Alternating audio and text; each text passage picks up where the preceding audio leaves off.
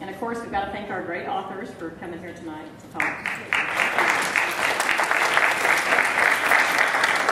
I'm going to share a lot of tips with you tonight, and the best way to show appreciation is what? Buy a book? I guess you're an adrenaline junkie. Is that what we're getting here? Mr. Sanderlin will discuss using real science in science fiction.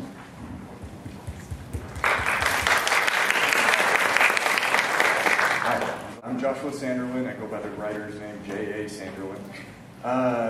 Using scientific fact in science fiction is, in the strictest sense, what distinguishes it from fantasy, the fantasy genre. When most people think of science fiction, they think of space aliens and spaceships and that sort of thing, but that's not necessarily true always. Jurassic Park, The Island of Dr. Moreau, Prey, and Splice are all examples of science fiction novels that don't involve any sort of space aliens or anything. What makes science fiction is the real use of science. The divergence from real science to fiction occurs when you add imagination to it. The writer takes an idea and basically just elaborates on it, takes it to its next logical conclusion.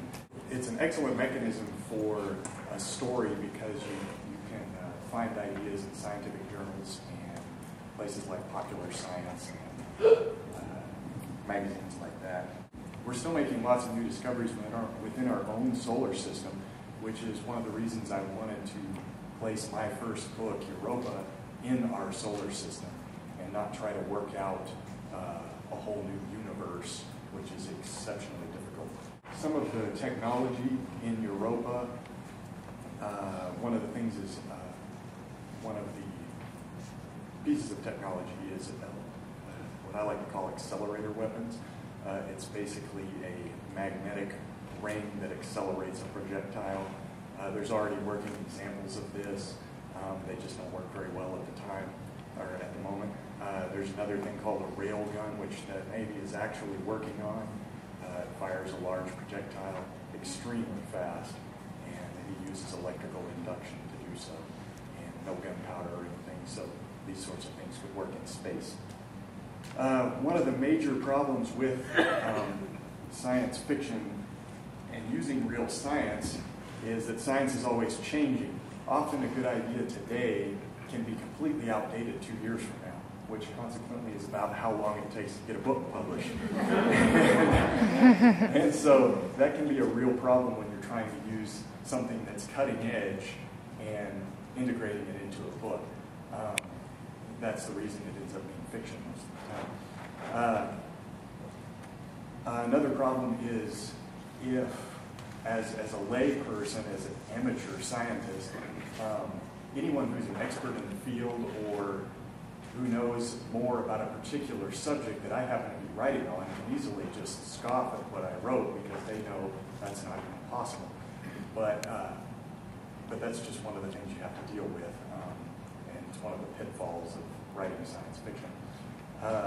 Another problem is you can become too enamored with technical jargon so that you sort of nerd out and start writing all this elaborate stuff about this super cool thing, and everybody's left scratching their heads thinking, what in the heck is he talking about, and why is that important?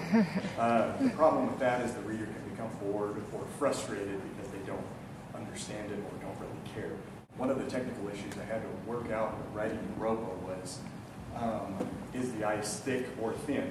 Anyone who's not very familiar with Jupiter and its moons, Europa is one of Jupiter's moons, and NASA believes that it's covered in a layer of solid water ice, which is significant, and that underneath it possibly has a liquid ocean, and that's based on characteristics in the crust and the fact that the ice looks like it's shifted, and it doesn't actually have very many meteor strikes and craters that are visible.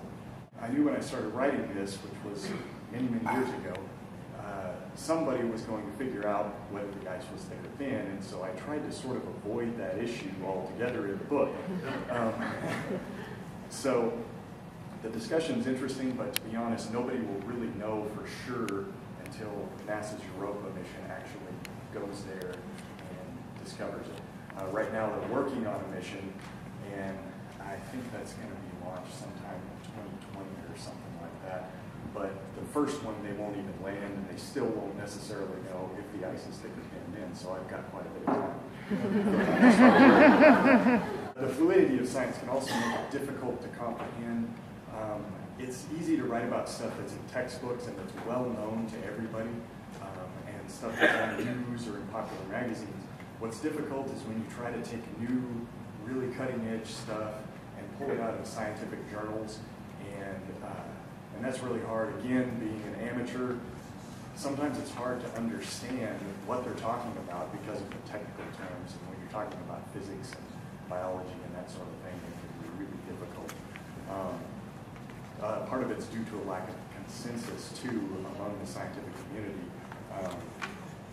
just such as the thick or thin ice. I also encountered a problem recently with my second book in the Black Chronicles, which was going to be called Neptune, but it's not anymore, because I really liked the location and I really, really wanted to put a book there, but I'm sure everybody else here has run into the same problem writing a book. You have to, at some point, cut your losses, and I had to realize that this wasn't just the normal insecurity of writing. There was something in the back of my mind that I had a real problem with, and that was really hard to do because I was halfway through the book at this point, and so I had to go back and start from the very beginning, find a new location, which took me about a month to figure out where I wanted to go and what I wanted to do, and completely rewrite what I had. Fortunately, I had a lot of material to work with, so that was good. And I actually just finished the revised half today, as a matter of fact. All right. So I'll be continuing with that now. Yeah, I should be finished by spring, but I think the promises is when it will actually be published, because I haven't found one for it yet. And I guess that's about it. Appreciate it.